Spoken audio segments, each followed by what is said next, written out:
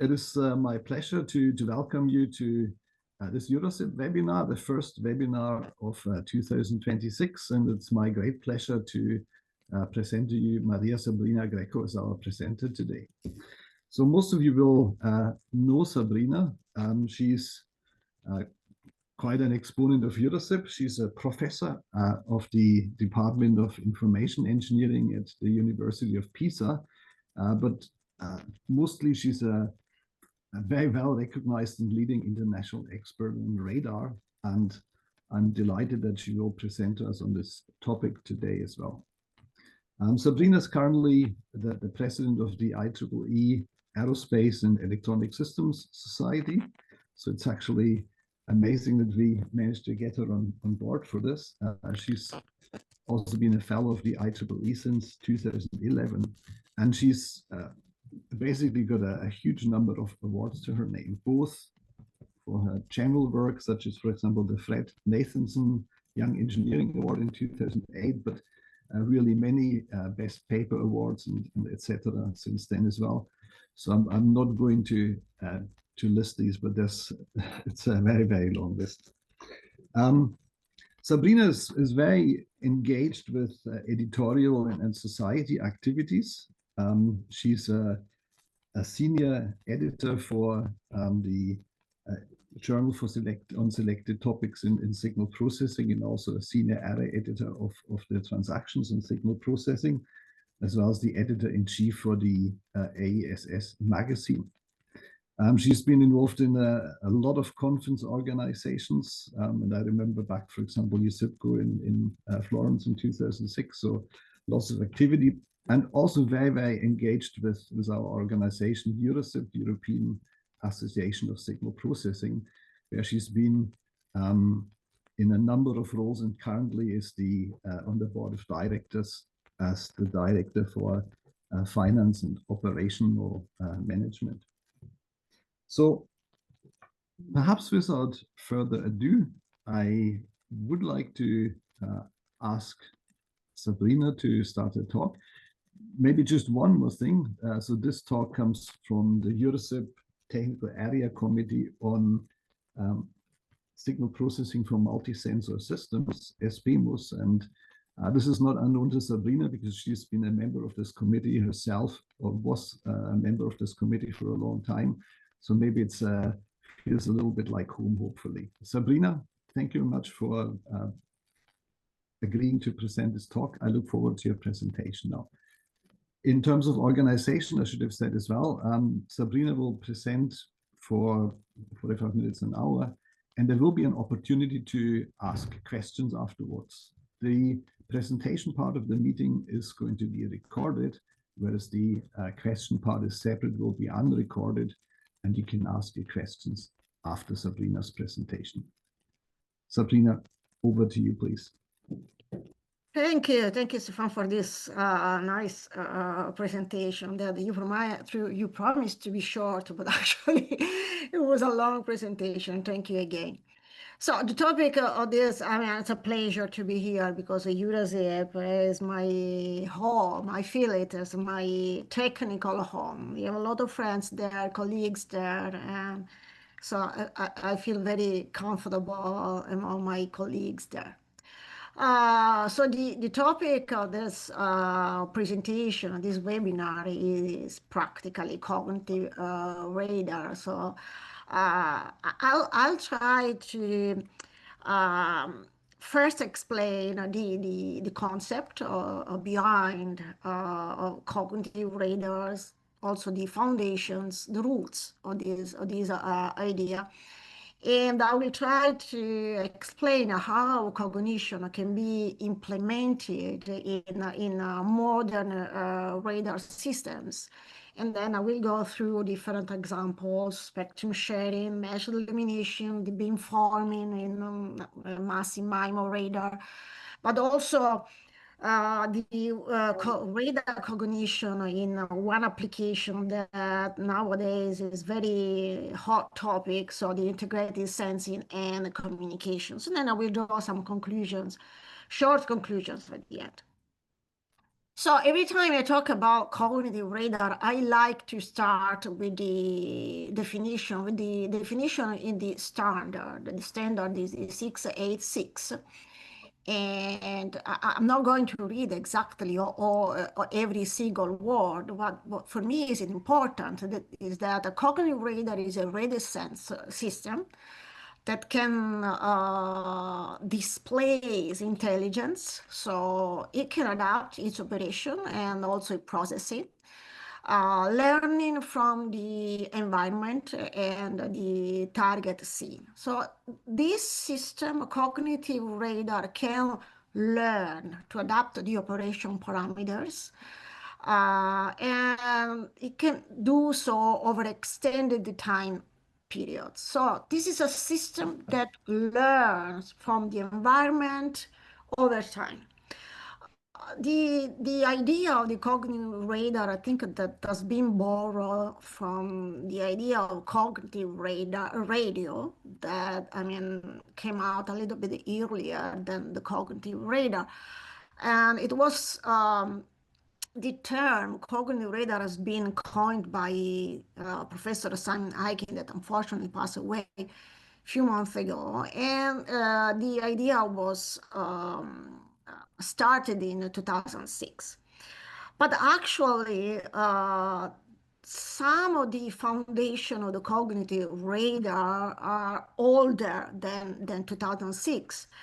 And they have their roots in the sensor management paradigm and the waveform diversity and waveform design, knowledge-based system, multifunction radars. So nowadays, these concepts that are much older than 2006, so almost 20 years, nowadays are all in the framework of cognitive radar with multiple applications, multiple approaches.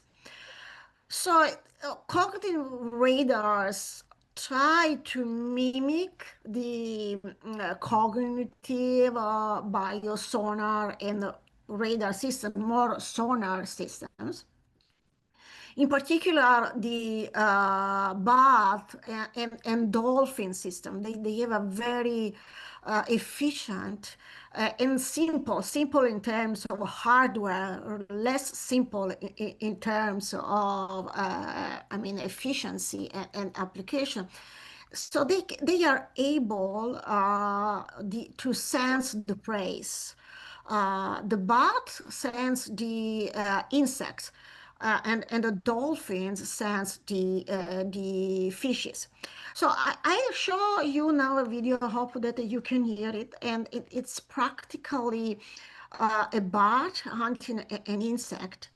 And you will see insect movies, these points that are here. The blue dot is a bat, and the red and the yellow are insect. And you will see them moving, and you will hear also the bat. Actually, a good part of the sonar cannot be heard because it is in the ultrasound. But I mean, look at this video.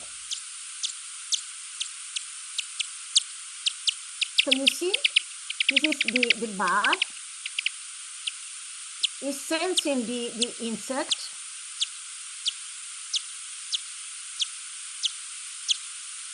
Okay, now it, okay, see, done. So you have heard that the bath is changing over the route, the frequency in which it sends the pulses, and it changes also a little bit the sound.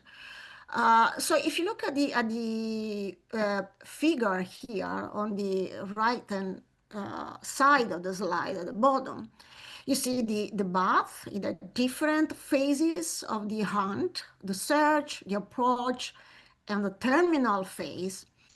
And you see also the signal that is transmitted by the bath over time in the different phases. And you see that the repetition time, so the pulse repetition frequency changes over time, because at the beginning, the bat is just searching. So it doesn't need to send the pulse many times. It just in these phases of looking around. Once he recognizes that there is some prey, then it changes the pulse repetition frequency. So it send more pulses one over the other. And it changes also the bandwidth of the chirp that is sent. Because broadening the bandwidth means that you improve your range resolution, and then you can see better the target. At least you can sense better the target. So this is the idea, and something similar actually is applied in some of the radar sensor. I will show you an example in the next slides.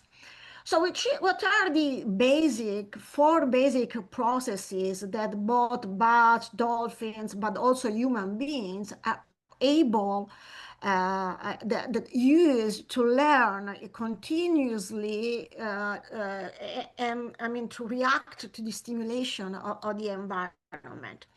First of all, the perception action cycle, then the memory, the attention, and the intelligence. So let me show you in a radar system what the perception action cycle is in this scheme. So if you look at the upper part of this figure, you see the dynamic environment, so the environment that changes over time because the clutter changes, the target appears and disappears, also the disturbance or jammers or whatever they are in the environment can change. Then we have the perception. The perception is the sensor, so it's real, the radar that is sensing the environment. And then you see that there is a signal processing and data science. So it means that you perform some detection or tracking, and then you put some information in that block that is called learning. It's a kind of database that you could update over time. But there is no any feedback between the receiver, that is after the perception, of course, and the transmitter. In a cognitive radar, the key element is this perception action cycle. It means that once you observe the environment, you sense the environment, you learn something from the environment, and then you take an action. So based on what you have learned from the environment at the present time instant and at the previous time instant, then you can change the parameters not only on receive but on transmit. So you can change the parameters of the waveform that has been transmitted, the antenna beam pattern, also the sensor position. You can adapt the pulse repetition frequency and so on. So all the parameters on transmit can be changed based on what we have learned on receive from the environment. So this is this feedback is the main key of a cognitive radar. So it is now memory. I mean, memory for human being, of course, is fundamental because you base your action on the experience that you already have. And then the memory for a radar can be, for instance, a database where we can save all of the information about the targets, about the clutter that we have learned from the environment. They are particularly useful for classification. Attention, I mean, attention in a human being requires that you focus on something specific, on some action, on some aspect of the environment, some aspect of the information. So in a radar, it means that you prioritize some available resource. So for instance, the radar time, the power, imagine that your system is tracking a target, so it needs to focus the power in a specific direction, or the main beam or the beam pattern in some specific direction, and so on. So you are focusing, or you are prioritizing something. Now, the intelligence is a little bit more difficult to describe in both in a human being and in a machine. But generally, it means that you are able, learning from the past experience, using memory, using attention, you are able to do something new and also to approach a situation that you have never seen. So this is a little bit more difficult to apply in a machine in general, not only in a radar. So let's go through this Bloom's taxonomy that present all the abilities of a human being: remembering, understanding, applying, analyzing, evaluating, creating. So on the right-hand side, you see the cognitive capabilities and the technical analogs. And you see also that actually only the bottom levels, the lower levels, can be mimicked by the machines. So through database, machine learning, or other Bayesian techniques, knowledge-aided adaptive processing, and so on. But when we go to analyzing, evaluating, and in particular creating, so producing new or original work, that's for a machine is very difficult, not easy. Even with the generative AI, it's difficult to create something that is really new. Because with generative AI, you create something that is new, but actually it is based only on what is learned. The creativity, the human creativity, and the human genius is difficult to mimic through the machine. Anyway, in a radar, you see here, but I like very much this figure, because it shows very different level of cognitions. So you can start from the the bottom one, that is fully adaptive system. I will explain more in detail what fully adaptive radar means. And you can go through the fully cognitive system, so the maximum level of cognition. And you see that you have three different axes. So the degree of planning sophistication, the degree of decision mechanism sophistication, and also the degree of memory. So when you are fully adaptive, remember the feedback between the receiver and the transmitter is fundamental. So even in the fully adaptive, so the minimum of cognition, we have this feedback between the receiver and the transmitters. But in this case, the engagement rules, let's call it this way, are fixed since the beginning. There is no any degree of planning in this system, and also the memory is fixed. But if we follow the three axes, so we go up in the planning sophistication on the right hand side, in the decision mechanism, and also in the memory, you will see that we pass from fixed rules to heuristics that we learn from the environment, to optimization of the rules that we learn from the environment. And it's the same with the degree of memory. We start for the fixed, so some database that is fixed, then we update our database with external knowledge, but we create new data through learning. And if you look also at the sophistication of the planning, you can be myopic, so no planning at all, actually, or non-myopic. So you plan something for the future, not only for the next step, but you try to plan also for the future, and multiple steps. And then we go in this way from the fully adaptive to the fully cognitive. I mean, be fully cognitive in a radar system is no easy matter. And there are no fully cognitive system yet. So we like to say that there are three classes of radars: the adaptive active radar, where the adaptivity is only on receive. So you adapt the receiver based on the mission that you want to perform. Then there is the fully adaptive. Actually, the fully adaptive system is the first level of the cognitive radar, as you have seen and presented. And then there is this feedback between the receiver and the transmitter, but actually there is no, I mean, a real learning from the environment, and the intelligence is very, very limited. And then there is the cognitive radar. The cognitive radar is able to learn over time its rules. So the rules are not fixed, and it can change its behavior towards the same scenario over time because he has learned from the environment, he has learned from the experience.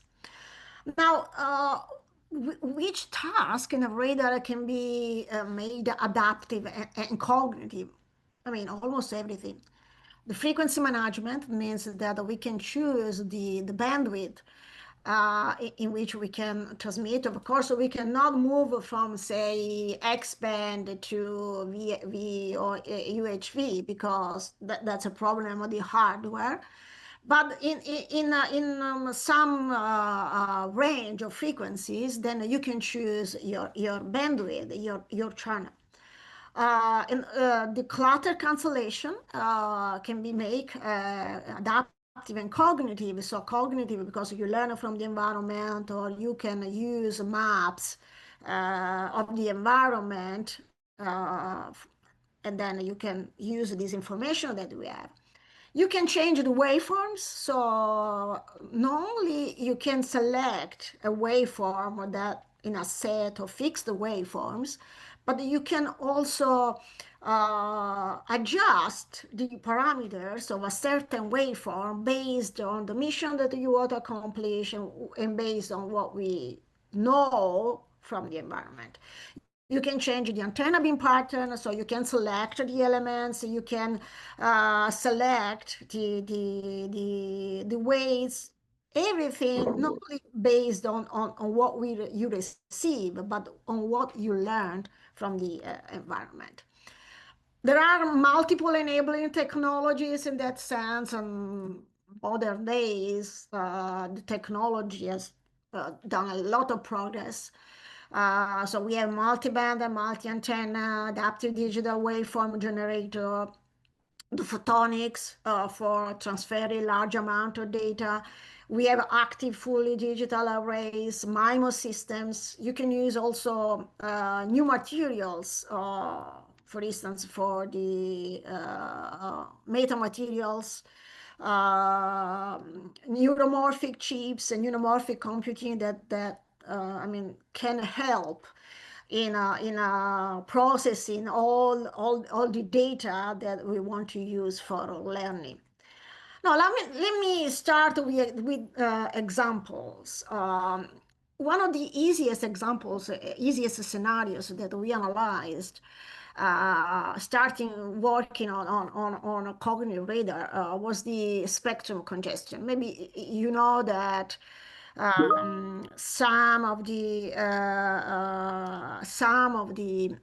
bandwidth that were originally only dedicated to radar application now are shared with other practically communication sensors.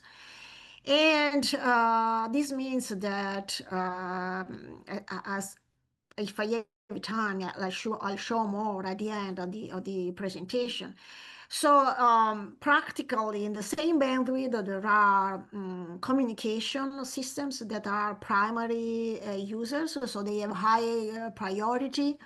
in the use of the specific bandwidth. And then the radar is a secondary user, so it has a lower priority. It means that if you want to avoid collision with other transmitting sources, the radar has to sense the environment. Quite similar to the radio sensing, I mean, for cognitive radios that I was mentioning.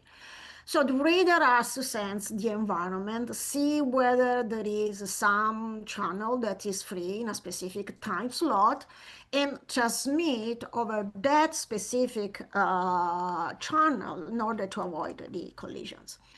So we worked on this application with a dual radio architecture. So one channel was dedicated to the radar functions, the usual ones, and the other one to the sensing of the environment. We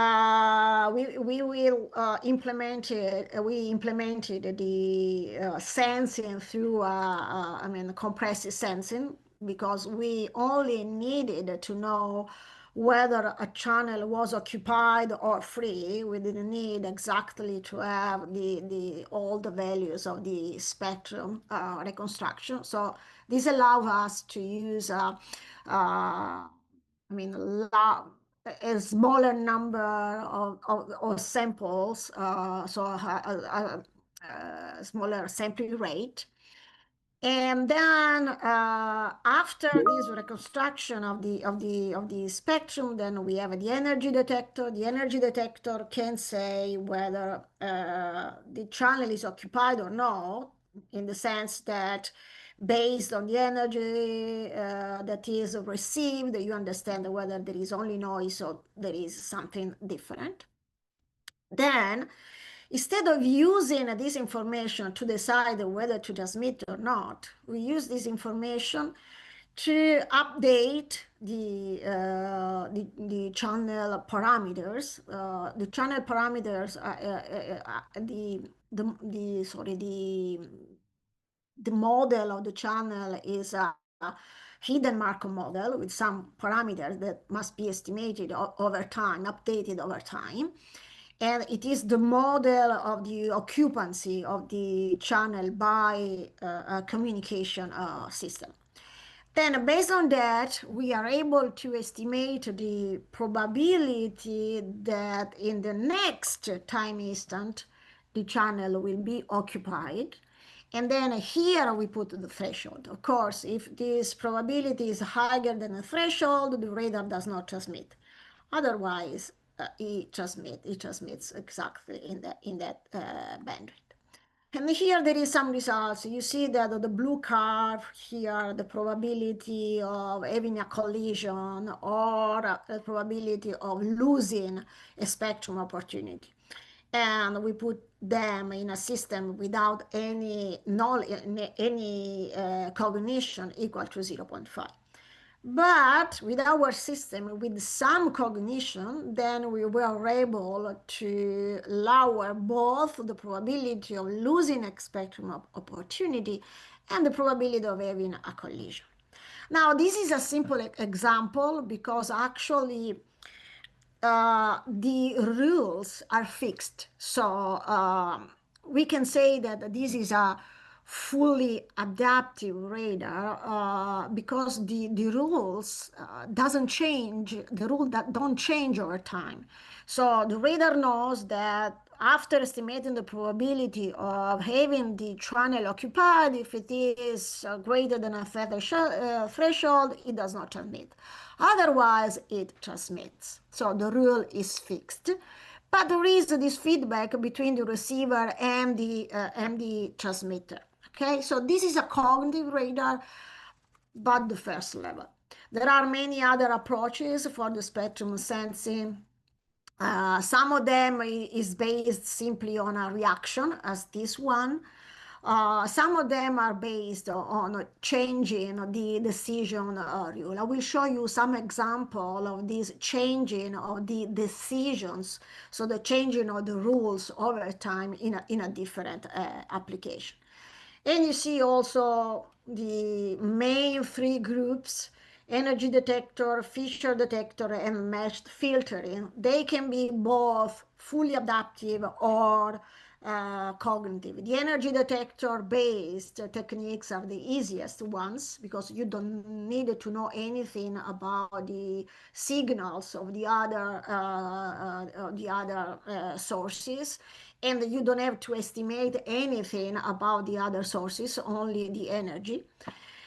Feature detector, then you look at some specific features of the transmitted signals in the communication signal. So it's a little bit more complicated.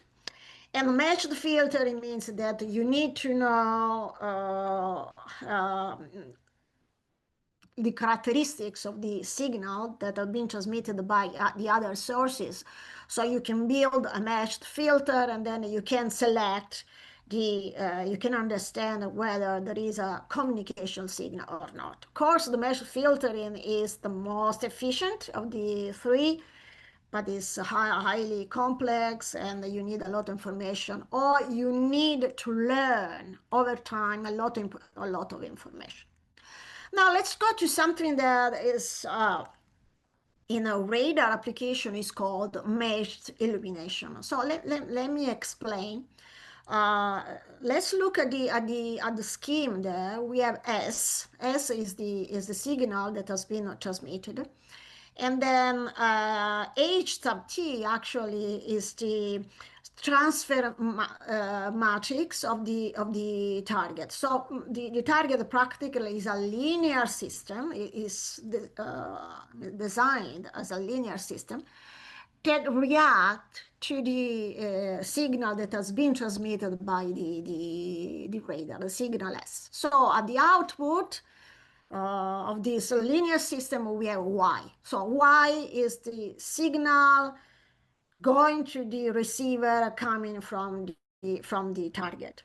Then, of course, you add a noise that in this specific application is designed, I mean, as an additive. Generally it's additive, but Gaussian colored, so it has some specific spectrum. And then you design the optimum receiver. I mean, if the clutter, so the disturbance is Gaussian distributed, whether it is white or colored, then the optimum receiver is the white matched filter. And then you have W, that are the weights of the wide matched filter. You see R minus 1, this is the widening part. And then you have H sub TS, that is Y, so the signal on which you match your filter. Now, the problem that we want to address is that design the signal S in order to maximize the signal to noise ratio at the output of the matched filter. So if you define the matrix H sub O as a function of the covariance matrix, as a function of H sub T that characterizes the target, it is easy to prove that the signal to noise ratio at the output of the matched filter is a function of S and as a function of S sub 0. Then we want to maximize the signal to noise ratio. So find S in order to maximize the signal to noise ratio.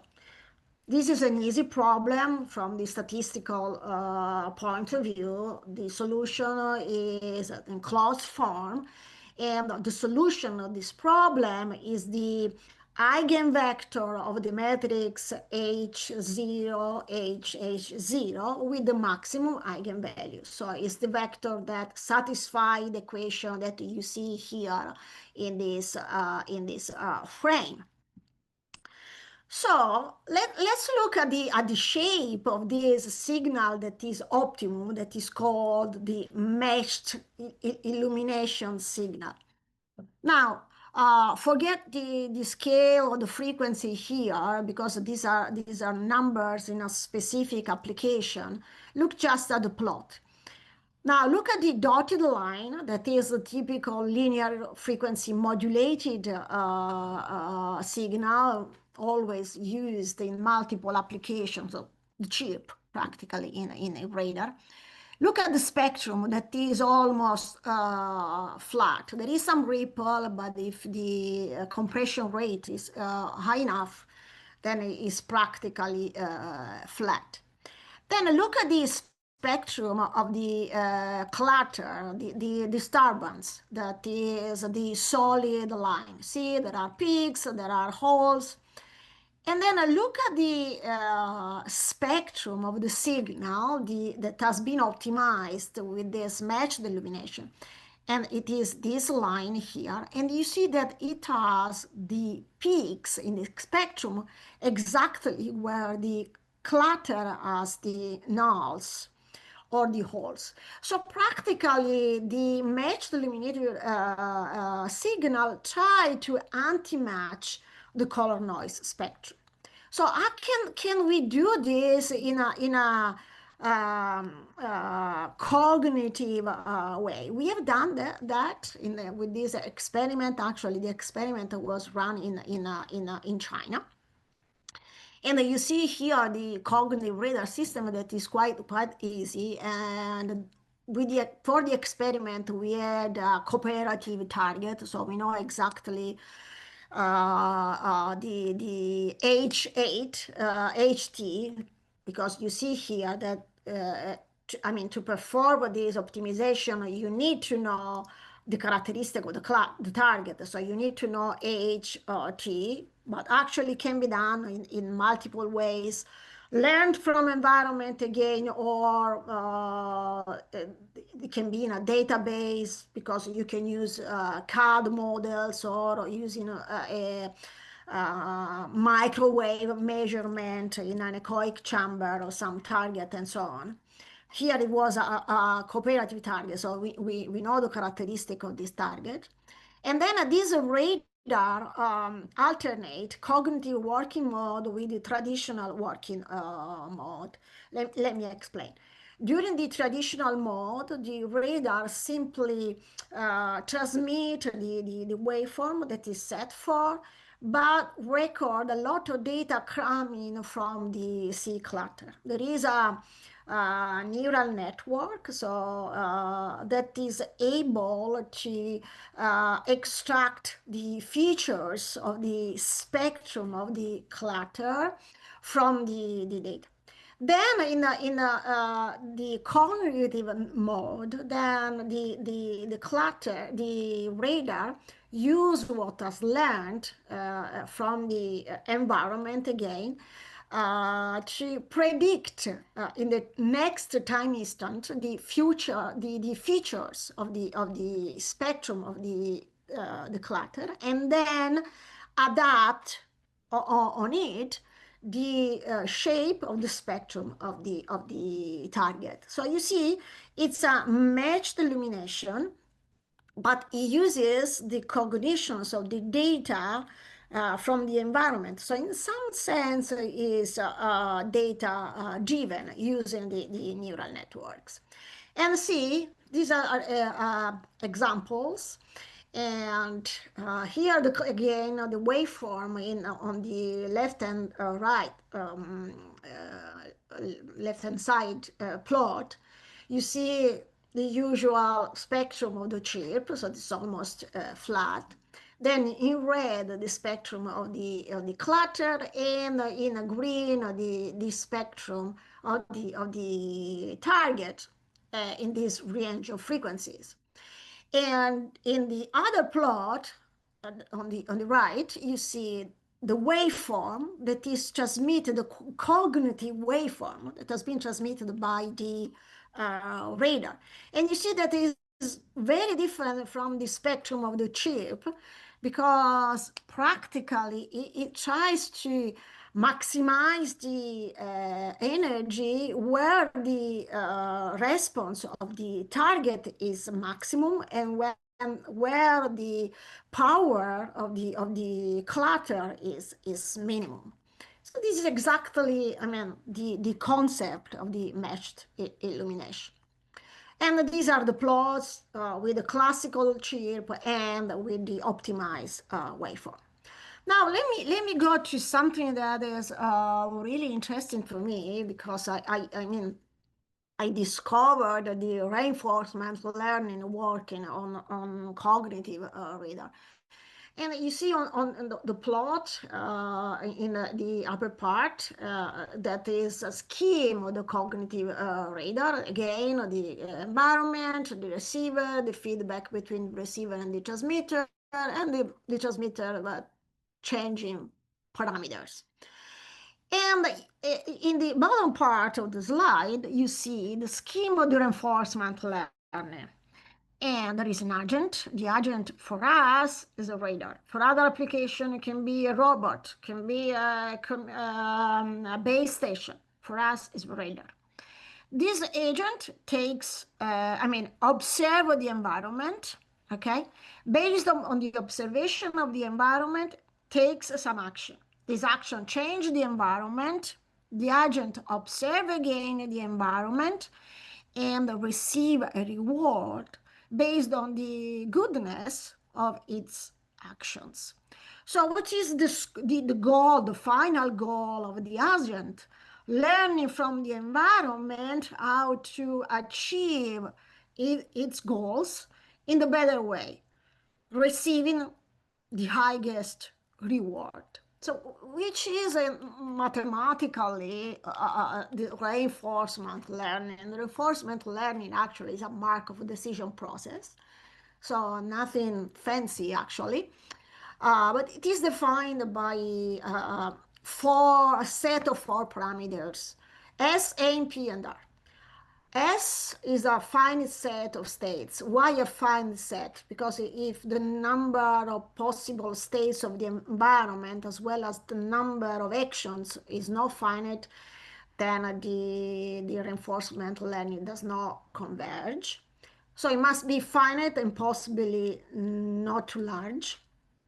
So finite set of states. A is a finite set of actions that can be taken by the agent. P is this transition probability from one state to the other state after a certain action has been taken by the agent. And R is the immediate reward that is evaluated after a certain action A is executed. Then there is this policy that is practically a map between the state of the environment and the action. And the final goal of the system is that to learn the optimum policy and to apply the optimum policy. And the reward is a scalar feedback that the agent always seeks to maximize. So you see the difference in the reinforcement learning between this kind of cognition and the fully adapted that we have seen. Fully adapted policy is fixed, so you decide the policy since the beginning and we stay the same over time. In a cognitive radar applying, for instance, reinforcement learning, this is not the only technique, but reinforcement learning clearly explains the concept. The policy changes over time, so the rules are not fixed, and the system learns the optimum policy from the environment, from its experience, also from its mistakes. And we have applied this in a cognitive collocated massive MIMO radar. So we'll say just a few words about the MIMO radar so you can understand. Why is massive? Massive because it means that the number of the product of the number of antennas on receive and on transmit is quite high. And MIMO, you know what MIMO is, means that it is possible theoretically for each antenna to transmit a different waveform. But actually collocated because it means that transmit, the antennas on transmit and the antennas on receive are collocated. The other example of MIMO system is a widely separated MIMO radar. In that case, the antennas are far away from each other. Here, we have this very large virtual array, and the steering vector of the virtual array is h. It depends on the a sub t, that is the array, the coefficient on transmit, the coefficient of the steering vector on receive, and through this product, naked product, actually it means that practically H is a convolution of the steering vector on transmit, the steering vector receive. But here you see also W. W is a matrix of weights that we introduce on transmit. And in order to steer the beam after the matched filter on receive in the direction we want. So W is a matrix that introduces some correlation in the waveform that are transmitted by the antennas of the MIMO system. This is because we want to design a specific way and optimize the beam pattern. So we proved that with a very mild assumption, that is that the correlation of the disturbance decays in a polynomial way. Under this assumption, asymptotically, so for a large number of antennas, so for a large virtual array, the wall-type detector has this very nice property, the constant false alarm rate. So practically, the probability of false alarm does not depend on the probability density functions on the PDF of the clutter, of the disturbance. That for the radar practitioner, for the radar engineers, is a very important property. It means that you can select the threshold without knowledge on the clutter. That sometimes is quite difficult. Of course, the probability of detection depends on the real correlation matrix of the clutter, depends on multiple parameters, on the signal to noise ratio, and so on. But at least asymptotically, you can select the threshold without caring about the PDF of the clutter. So that said, we applied the cognition. So our problem was, okay, we don't know anything about the environment. We don't know how many targets there are. We don't know in which direction, angular direction the targets are.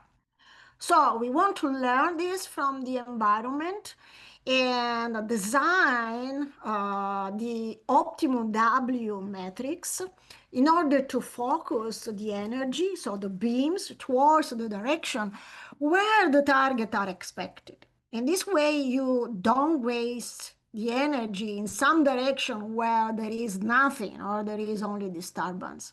So keep in mind, we don't know anything about, we don't know how many targets there are, and we don't know where they are, okay?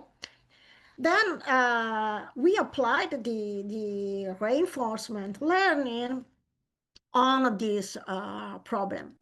So practically, the action of the agent of the radar is to design, to choose the W matrix, then observe the environment. The observation for the agent are the detection in the different angular beams. And then based on this detection, the target receive a reward.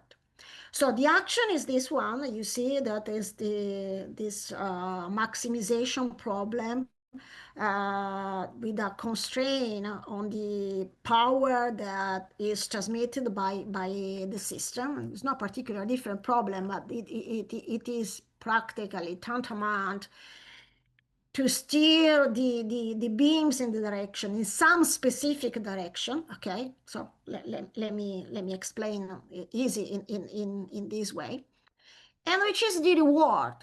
The reward, there is no, I always say that because as a signal processing expert, generally we know the rules, we use the rules, and we can get the results. For the reward, there is no any fixed rules that we can follow.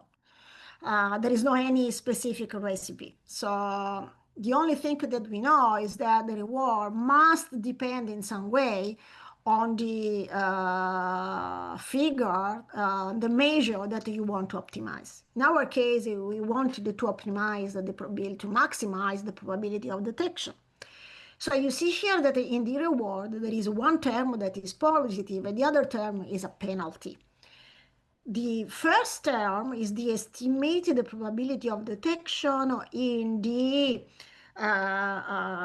beams along the direction where we expect to have the targets. The penalty is the estimated probability of detection in the direction where the targets are not expected.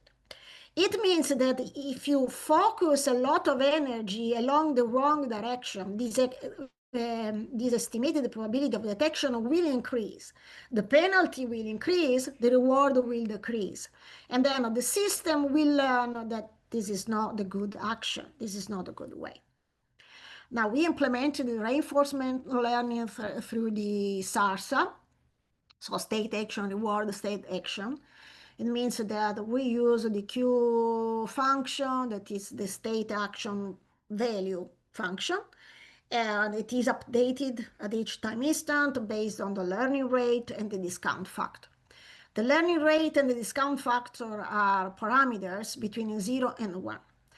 A learning rate means that if it is 0, it means that actually you are giving a very practically no weight to the new information. It means that you are confident in what you have learned so far. If it is equal to 1, it means that you want to learn a lot from the new information. And the discount factor is related to the reward. If it is 0, it means that you are giving 0 weight to the future reward. If it is 1, it means that you are giving a very high weight to the future reward. So how it is implemented? You need initialization. So we started transmitting orthogonal waveforms. Then we collect the first detections. And then based on that, so we have the state of the environment, and we receive a reward. And then for the choosing the action, we implement the epsilon greedy algorithm.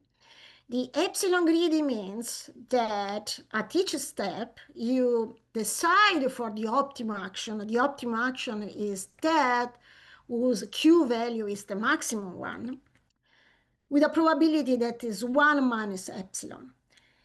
With a probability that is equal to epsilon, you choose randomly one of the other actions. Why? Because the reinforcement learning with this policy try to balance the exploitation and the exploration. Exploitation is choosing the optimal action, so only what you have learned so far. The exploration means that you want to try something different, so you choose another action because maybe you have no experience that scenario, that specific situation, and maybe you could receive a higher reward than you have received so far.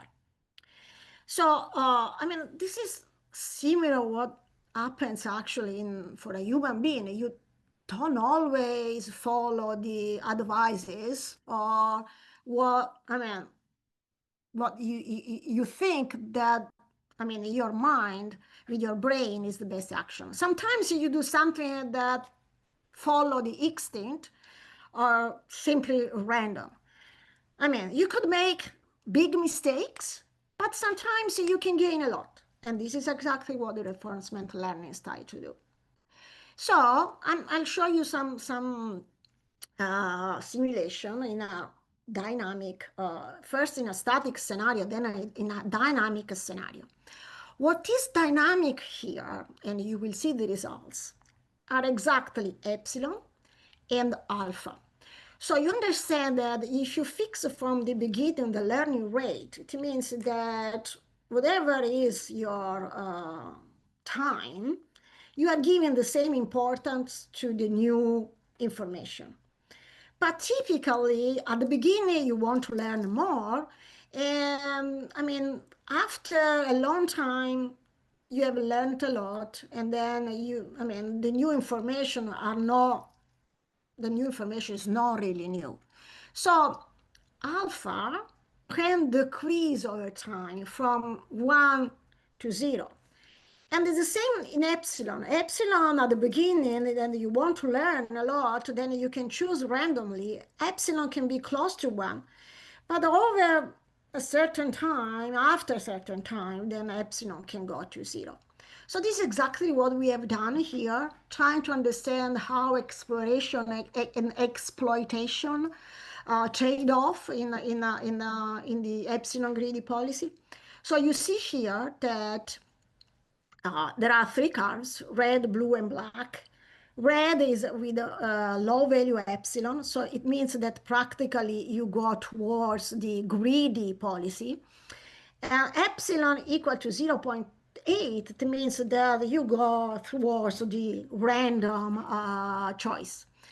And you see that with the black curve, the random ones, at the beginning you learn a lot very fast. Okay, so the probability of detection increases quite fast in few time instant.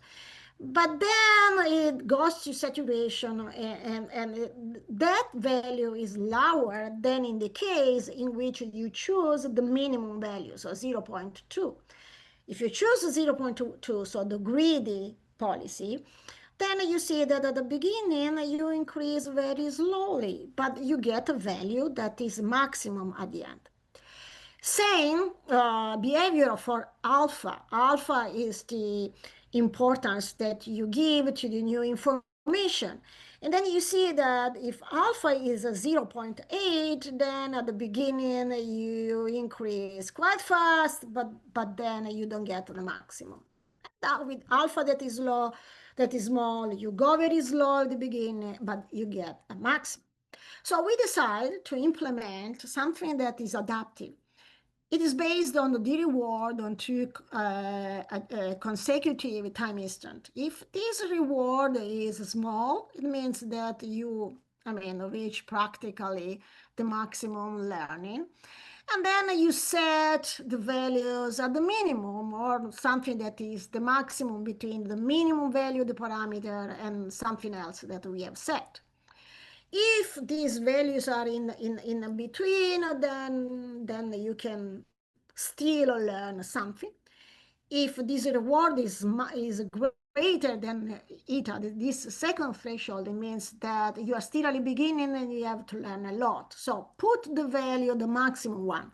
So you choose practically almost randomly and you give a lot of importance at the new information. So I'll show you these results, and I think that I have still 5 minutes to go to finish, and then I open to question. And you see here that with the low value, that in this case is 0.1, the probability of detection increases very slowly. And with the blue one, that is the maximum, very fast at the beginning, but doesn't get the maximum value. The black one in this case is the adaptive curve, and you see that at the beginning it's quite fast, and then it reaches the maximum value that is possible. You see in the bottom part of the figure with the values, decreasing value of the epsilon greedy, and then also the values of the alpha.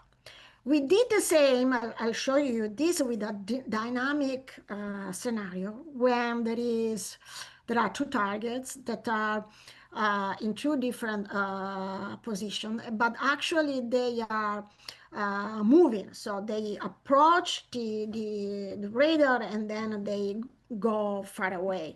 in this way, the signal-to-noise ratio increases because of the distance between the target and the radar is decreasing, and then it decreases.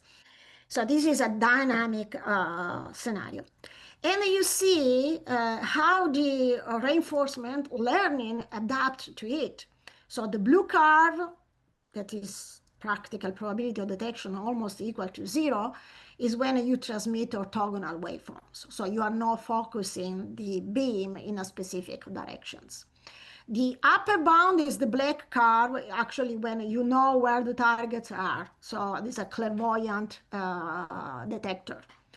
Then you have the green curve that is non-adaptive reinforcement learning. You see that is a little bit better than the orthogonal, but still there is a gap, a large gap between the upper bound and the non-adaptive reinforcement learning. Look at the red curve, which is the adaptive reinforcement learning when the parameters change over time. And you see that the curve is quite close to the upper bound for both the target 1 and the target 2. And you see also here the parameters of epsilon and alpha that changes over time. Now, even a more difficult situation in which the number of targets changes and also the position of the targets changes. So you see that in the first time interval, we have 2 targets. In the second time interval, we have only 1, the second. Third time interval, we have 2 targets, the second and the third. And in the fourth time interval, we have only the third target, okay? So the targets are visible for some time, invisible from some other time. The blue curve is the spectrum of the clutter, and the other dotted lines are the spatial position of the 3 targets. And you see here again the same curve with the upper bound. Of course, the upper bound is 1 and a 0 because the target, the signal-to-noise ratio is high, and the target know exactly, the receiver know exactly where the target is and when there is a target. And you see the blue curve is the orthogonal, very bad. The green curve is the non-adaptive. When the signal-to-noise ratio is high, adaptive and non-adaptive are quite similar. So we don't learn that much. But when the signal-to-noise ratio is low, and then you see the target, the third target and the second target, then you see the gain of the adaptive reinforcement learning, that is the red curve. And you see also that at the time instant in which the position of the target or the number of the target changes, you see that there is a change also in the parameter epsilon and the parameter alpha. So the system is understanding that there is a change in the environment, and then it has to adapt the parameters. It has to learn more. So try something different and give more weight to the new information. Then I will skip this part because I don't think that I have time, but I just want to mention that the cognition, so the cognitive radar can play a very important role in this paradigm that is the integrated sensing and communication. Why? Because here we have the both communication and sensing missions need to cooperate, at least to coexist in on the same platform, on the same bandwidth at the same time. Then it is possible to cooperate between the 2 systems, but it's also important that the system are able to learn from the environment and from the behavior of the other system in order to adapt its own parameter and avoid interference to the other system, the radar on the communication and the communication on the radar, or to optimize the performance. It's not just a matter of interference. Could be cooperating in the best way, exchanging only few information among the system and learning from the environment how to behave jointly. So I think I don't have time to explain all these details, but we applied the same reinforcement learning also on this coexistence.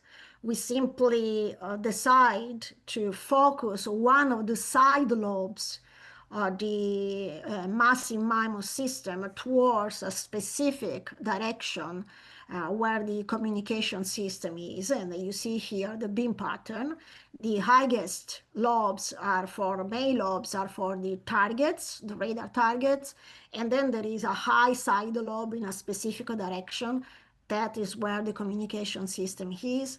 And then we measured also the bit error rate. You simulate the bit error rate to see whether it has reasonable values. And then I have to thank all my colleagues who worked with me on this topic over the years. You see that there are many, not only at the University of Pisa. Some of them started in Pisa and then now is somewhere else, and also from the US or China. And these are the publication, and now I'm open to questions.